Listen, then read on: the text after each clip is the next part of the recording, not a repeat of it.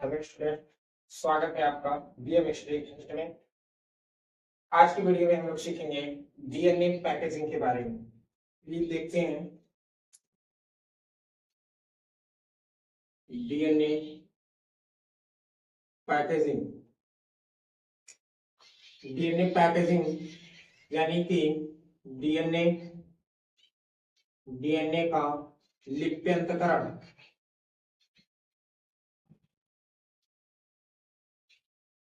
हम लोग इसके बारे में देखते हैं। डीएनए हमारा कैसे लिपटता है उसके बारे में कहा गया है, अर्थात परासरण की क्रिया के द्वारा डीएनए का लिपट जाना ही डीएनए लिप्यंतकरण कहलाता है। अब ये लिपटता कैसे है इसके बारे में हम लोग पूरी जानकारी देखेंगे, पूरी जानकारी लेंगे कि डीएनए हमारा कैसे लिपटता है और क्यों लिपटता है, उसका कारण क्या है लिपटने का। सब कुछ जानकारी इस वीडियो में आपको दी जाएगी, तो बने रहिए आप लोग बीएम स्टडी फर्स्ट के साथ। चलिए देखते हैं। सबसे पहले ये जान लेते हैं कि डीएनए हमारा जो होता है वो कितना लंबा होता है। तो हम लोग ये जानते हैं डीएनए की एक कुंडलन एक कुंडलन की जो लंबाई होती है, एक कुंडलन की जो लंबाई होती है वो होती है हमारी 2.4 मीटर। ये इतना लंबा डीएनए और लिपटता है, किस पर लिपटता है तो न्यूक्लियोसोम पर लिपटता है। किस पर लिपटता है? न्यूक्लियोसोम पर लिपटता है। डीएनए की जो लिपटने की सबसे पहली प्रावस्था है वो न्यूक्लियोसोम पर होती है। डीएनए हमारा कहाँ लिपटता है तो डीएनए हमारा कोशिका चक्र के इंटरफेज प्रावस्था के, कोशिका चक्र के कोशिका चक्र के इंटरफेज प्रावस्था के इंटरफेज प्रावस्था के एस अवस्था में एस अवस्था में लिपटता है। एस अवस्था में लिपटता है। ये हमारा जब ये कोशिका चक्र के इंटरफेज प्रावस्था के एस अवस्था में लिपटता है तो सबसे पहले जो इसकी अवस्था होती है वो होती है हमारी न्यूक्लियोसोम। ये न्यूक्लियो इसलिए इसको हम और भी क्या कहते हैं, इसलिए इसको हम न्यूक्लियोसोम मॉडल भी कहते हैं। इस डीएनए लिप्यंतकरण को हम न्यूक्लियोसोम मॉडल के नाम से भी जानते हैं। अब देखिए ये डीएनए हमारा कैसे लिपटता है। हम जानते हैं कि डीएनए जो होता है हमारा डीएनए जो डीएनए होता है हमारा वो हमारा निगेटिव होता है। उस पर चार्ज कैसा होता है? निगेटिव। तो ये हमारा न्यूक्लियोसोम पर लिपटता कैसे है तो न्यूक्लियोसोम में हमारा हिस्टोन प्रोटीन होता है। हिस्टोन प्रोटीन होता है। ये जो हिस्टोन प्रोटीन होती है ये हमारी पॉजिटिव होती है। हिस्टोन प्रोटीन हमारी पॉजिटिव होती है और इस पॉजिटिव होने के कारण ये हमारा पॉजिटिव और निगेटिव दोनों आपस में चिपक जाते हैं। तो ये कैसे चिपकते हैं अब इसके बारे में देखते हैं, पूरी क्रियाविधि डीएनए पैकेजिंग के बारे में या न्यूक्लियोसोम मॉडल के बारे में कैसे होता है इसके बारे में देखते हैं। देखिए कैसे हमारा लिपटता है। तो डीएनए को लिपटने के लिए पहले हम न्यूक्लियोसोम पर फोकस कर लेते हैं। न्यूक्लियोसोम हमारा कितना होता है तो जो हमारा न्यूक्लियोसोम होता है, न्यूक्लियोसोम, ये न्यूक्लियोसोम का जो व्यास होता है, न्यूक्लियोसोम का जो व्यास होता है वह 11 नैनोमीटर का होता है। वह कितने का होता है? 11 नैनोमीटर का।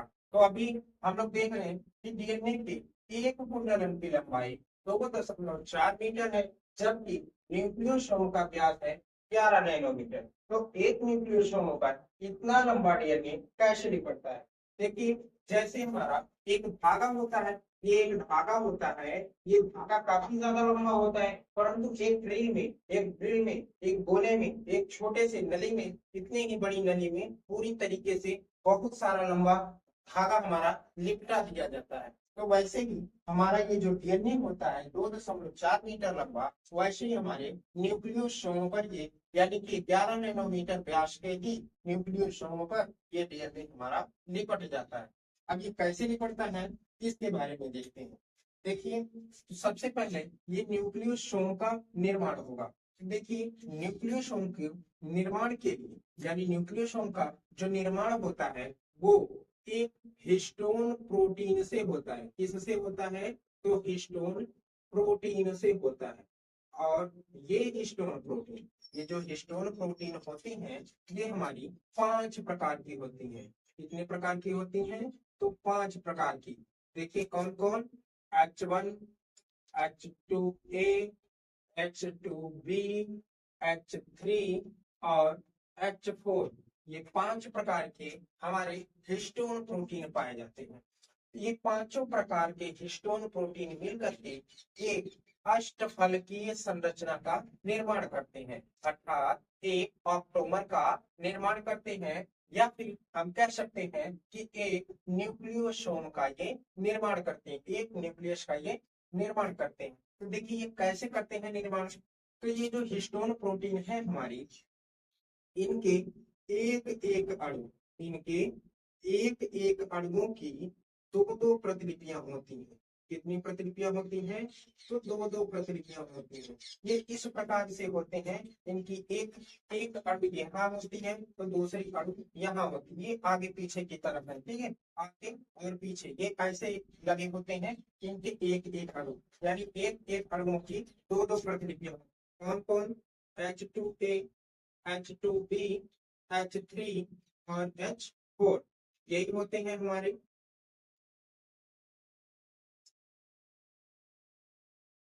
ये 4 प्रकार के हिस्टोन प्रोटीन मिल करके एक अष्टफलकीय संरचना का निर्माण करती हैं, यानी कि एक अष्टक का निर्माण करती हैं। अष्टफलकीय यानी कि इसमें 8 फलक होते हैं, या फिर हम कह सकते हैं कि एक अष्टक का ये निर्माण करती हैं, या फिर कह सकते हैं कि ये एक न्यूक्लियस का निर्माण करती है। किसी अष्टक को या फिर एक अष्टफलकीय संरचना को ही हम न्यूक्लियस कहते हैं, जिसकी लंबाई जो होती है, इसकी लंबाई होती है 10 नैनोमीटर। एक न्यूक्लियस की जो लंबाई होती है वह 10 नैनोमीटर की होती है, और जो चौड़ाई होती है वह 5 से 6 नैनोमीटर की होती है। ये न्यूक्लियस का लंबाई और चौड़ाई है। और व्यास देखेंगे तो इसका जो व्यास होता है एक न्यूक्लियस का जो व्यास होता है वह 11 नैनोमीटर का होता है। इसका व्यास कितना होता है? तो 11 नैनोमीटर का।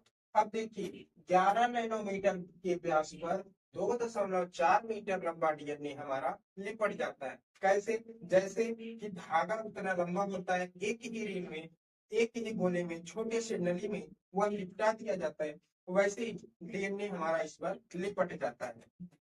अब लिपटता क्यों है?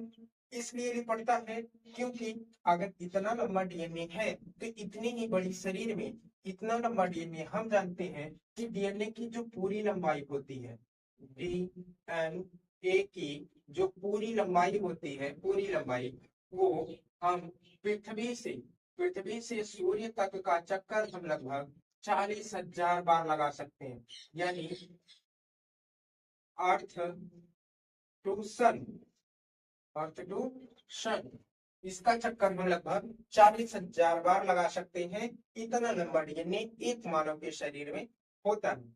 तो इतना लंबा डीएनए हमारा कैसे इतने ही बड़ी शरीर में आएगा? तो ये इसी लिपटने के कारण आएगा। अब देखिए ये एक अष्टफलकीय संरचना का निर्माण हो गया। इस अष्टफलकीय संरचना पर डीएनए हमारा लिपट जाता है। डीएनए हमारा क्या होता है? तो लिपट जाता है। ये डीएनए हमारा किस न्यूक्लियस पर लिपट गया? अब ये डीएनए हमारा लिपटा, तो अब बात ये है कि एक न्यूक्लियस पर कितना लंबा डीएनए हमारा लिपटा। कितना लंबा? अभी हमने बताया कि एक कुंडलन की लंबाई 2.4 मीटर होती है हमारे डीएनए की। अब देखिए तो एक न्यूक्लियस पर कितना लंबा डीएनए हमारा लिपटता है? तो एक न्यूक्लियस पर 146 से 147 बेस पेयर डीएनए हमारा लिपटता है। अर्थात कहने का मतलब ये है कि कम से कम 14 से 15 कुंडलन, कम से कम 14 से 15 कुंडलन का डीएनए हमारे एक न्यूक्लियस पर लिपटता है। परंतु अब ये उतना ही लंबा डीएनए तो होता नहीं, डीएनए तो हमारा काफी लंबा है। फिर क्या होगा कि फिर ये हिस्टोन प्रोटीन हमारी आएंगी, फिर ये क्या करेंगी, एक फिर अष्टफलकीय संरचना का ये निर्माण करती हैं। फिर से वही ये अष्टफलकीय संरचना का निर्माण करेंगी, H2A, H2B, H3, H4, ये मिल करके एक अष्टफलकीय संरचना का फिर से क्या करती हैं, निर्माण करती हैं, यानी एक न्यूक्लियस का ये फिर से निर्माण करती हैं। तो फिर इस पर क्या होता है, फिर इस पर हमारा डीएनए लिपटता है। अब ये फिर हमारा डीएनए लिपटेगा। अब इस पर जितना बड़ा हमारा ये न्यूक्लियस है उतना ही बड़ा हमारा ये भी न्यूक्लियस होगा। अब जितना डीएनए इस न्यूक्लियस पर लिपटा है उतना ही लंबा डीएनए इस भी न्यूक्लियस पर लिपटेगा, अर्थात 14 से 15 कुंडलन का डीएनए। कितने कुंडलन का डीएनए, तो 14 से 15 कुंडलन का डीएनए हमारा इस पर भी लिपटेगा। अच्छा, अब देखिए, अभी हमने बताया कि जो ये हिस्टोन प्रोटीन है ये 5 प्रकार की है, H1, H2A, H2B, H3 और H4। ये पांचों प्रकार की हिस्टोन प्रोटीनें मिल करके एक ऑप्टोमर का, एक अष्टफलकीय संरचना का निर्माण करती हैं। परंतु अभी इसमें हम लोग देख रहे हैं कि जो ये अष्टफलकीय संरचना है इसमें सिर्फ 4 प्रकार की हिस्टोन प्रोटीनें हैं, तो पांचवी हिस्टोन प्रोटीन कहाँ गई। तो चलिए देखते हैं। ये देखिए, जो पांचवी प्रकार की हिस्टोन प्रोटीन होती है हमारी, पांचवी प्रकार अर्थात H1 जो होती है, ये H1 हिस्टोन प्रोटीन हमारे दोनों न्यूक्लियोसोमों के बीच, दोनों न्यूक्लियोसोमों के बीच ये डीएनए को जोड़ने का काम करती है। ये देखिए, न्यूक्लियस, एक ये न्यूक्लियस अलग है, ये न्यूक्लियस अलग है। अगर इन दोनों के मध्य में डीएनए हमारा टूट जाएगा तो हमारी कोशिका किसी भी काम की नहीं रहेगी। तो इन दोनों न्यूक्लियस के बीच में डीएनए को जोड़ने का काम H1 हिस्टोन प्रोटीन करता है। इसलिए इस H1 को लिंकर प्रोटीन के नाम से भी जानते हैं, लिंकर प्रोटीन, या फिर इसको कहते हैं लिंकेज प्रोटीन, लिंकर प्रोटीन या लिंकेज प्रोटीन के भी नाम से इसको हम जानते हैं। क्यों, क्योंकि ये दो न्यूक्लियोसोमों के बीच में डीएनए को जोड़ने का काम करता है। और फिर अभी इस पर पूरा डीएनए नहीं आएगा, तो ये सारी प्रक्रिया हमारी ऐसे ये निरंतर चलती रहेगी। फिर से ऑप्टोमर का निर्माण होगा, और ऑप्टोमर का निर्माण होगा तो फिर से इस पर डीएनए लिपटेगा। जब फिर से डीएनए लिपटेगा तो इन दोनों डीएनए को जोड़ने के लिए फिर से हमारी H1 हिस्टोन प्रोटीन आ जाएगी। इस प्रकार से डीएनए का लिप्यंतकरण होता है और डीएनए पैकेजिंग होती है।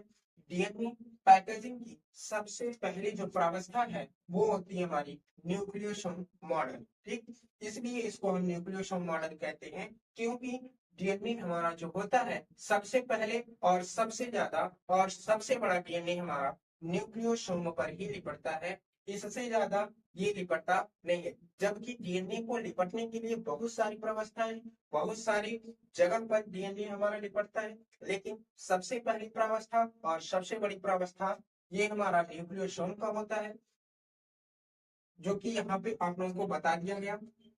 अगर वीडियो अच्छा लगा हो तो लाइक, कमेंट और सब्सक्राइब करना तो एकदम ना भूलें।